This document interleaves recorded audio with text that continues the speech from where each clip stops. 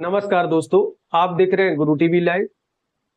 सहारा refund portal का हुआ बुरा हाल। जी हां दोस्तों, अभी कुछ समय से देख रहा हूं, लगभग 2 माह से ऊपर हो चुके हैं। सहारा रिफंड पोर्टल से बहुत ही कम मात्रा में पैसा आ रहा है। यदि 100 व्यक्तियों द्वारा रिसबमिशन किया गया है, मुश्किल है कि 2-4 लोगों के पैसे आए हों। प्रश्न उठता है कि आखिर यह सब क्या चल रहा है, और जमाकर्ता और एजेंट करे तो आखिर क्या करे। डिफिशियंसी पर डिफिशियंसी। अभी मैंने देखा कि एक जमाकर्ता थे, सहारा रिफंड पोर्टल पर आवेदन किया, उनको डिफिशियंसी दी गई कि आपकी सिग्नेचर मिसमैच है, और जब उन्होंने द्वारा रिसबमिशन किया तब डिफिशियंसी आ गई कि आपकी मेंबरशिप पर फोटो नहीं लगी है। और सभी को पता है कि 2012 में है जो सहारा समूह की जो कोऑपरेटिव सोसाइटियों में मेंबर आईडी बनाई जाती थी, उसमें फोटो का कॉलम नहीं था। वो डायरेक्ट नॉमिनल है जो मेंबर आईडी बनाई जाती थी। और ऐसा नहीं कि इस पर पैसा ना दिया गया हो, वहीं दूसरी जमाकर्ता को उसी सेम आईडी पर है जो पैसा दिया गया। तो यह प्रश्न उठता है कि एक को पैसा देना और एक को ना देना। अभी लगभग मैंने 10-12 आज है जो यही सहारा रिसबमिशन के मामले देखे, जिसमें लगभग है जो 60 दिन से ऊपर हो चुके हैं, लेकिन भुगतान जमाकर्ताओं को प्राप्त नहीं हुआ।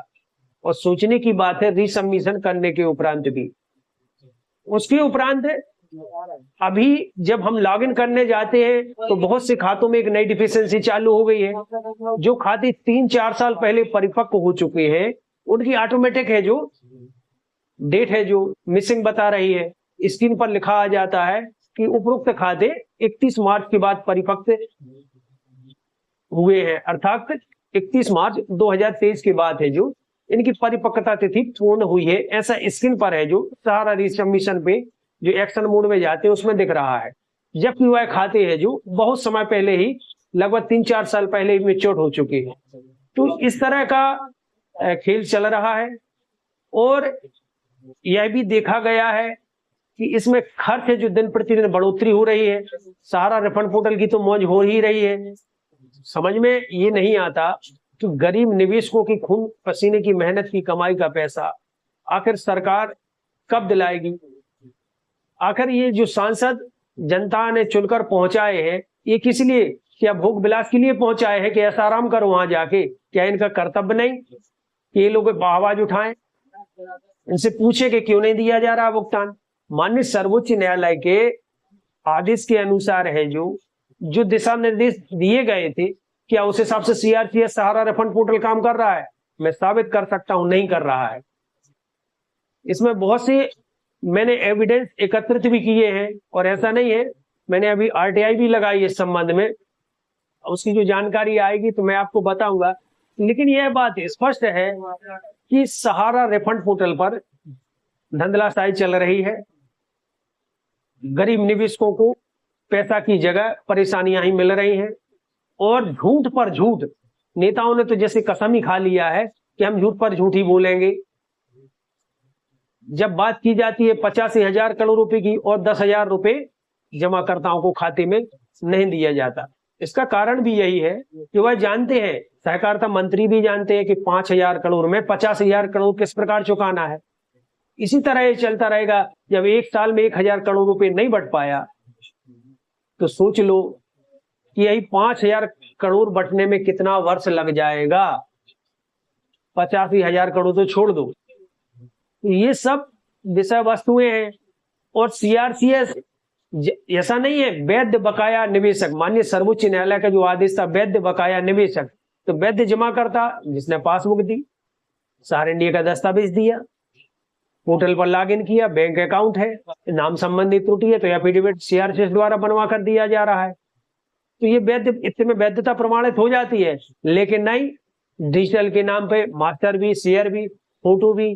अब वो इसी तरह है, क्योंकि जमाकर्ता एजेंट को परेशान करेगा, एजेंट मजबूरी में फॉर्म वगैरह सुधारेगा, प्रिंट आउट निकालेगा, हजारों रुपए खर्च होंगे, तब जाके कभी उसका समाधान होगा। और फिर पुनः ये जो डिफिशियंसी देने लगे, क्योंकि अभी और भी डिफिशियंसी है। डिफिशियंसी कुछ भी दे सकते हैं, कह देंगे नाम स्पष्ट नहीं है, कहेंगे अंग्रेजी का फॉर्म है, हिंदी में भरा गया। इस प्रकार की बहुत सी डिफिशियंसी है जो सीआरसीएस है जो निकालती रहेगी, क्योंकि इनको पहले से शिक्षा दीक्षा दी गई है। तो यह तो सोचने की बात है कि जब माननीय सर्वोच्च न्यायालय के रिटायर्ड न्यायाधीश महोदय माननीय सुभाष रेड्डी जी बैठे हैं और अधिवक्ता गौरव अग्रवाल जी बैठे हैं, उनके द्वारा यह सहारा रिफंड पोर्टल की टीम है जो मार्गदर्शन में काम कर रही है, और इस प्रकार की कार्य प्रणाली का होना, काम का होना बड़े ही दुखद बात है। इसमें दो मत की बात नहीं। आखिर गरीब निवेशक करे तो क्या करे। एजेंट की तो यह हालत यह है कि दिन भर सवाल जवाब देते देते वो थक जाते हैं।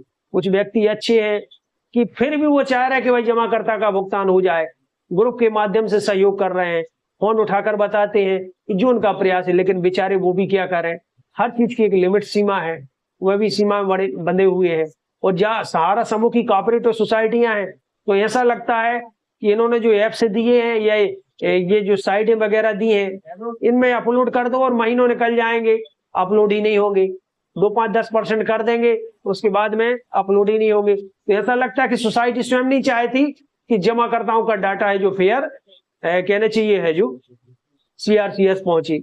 दूसरी बात ज्वाइनिंग पॉइंट है, तो ज्वाइनिंग पॉइंट का फॉर्म कंपनी द्वारा सबमिट नहीं किया गया है, यह स्पष्ट हो चुका है। क्योंकि जो ज्वाइनिंग पॉइंट है इसमें एक मास्टर फॉर्म, एक ज्वाइनिंग पॉइंट फॉर्म है जो भरा जाता था। वह ज्वाइनिंग पॉइंट है सहारा की जो कोऑपरेटिव सोसाइटियों का जमा ना करना आखिर मंशा उजागर करता है कि इनकी नियत में खोट है।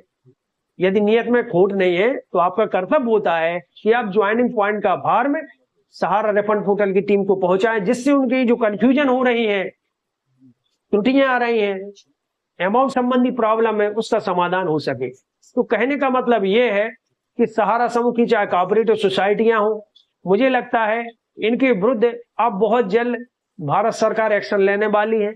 ये एक्शन हो रहे हैं, लेकिन अभी कथनी और करनी में बहुत अंतर है, उस पर ज्यादा कहूंगा तो उचित नहीं होगा। लेकिन जो अब होने वाला है वह शायद ऐतिहासिक होगा। आशा करता हूं यह जानकारी आपके लिए उपयोगी लगी होगी।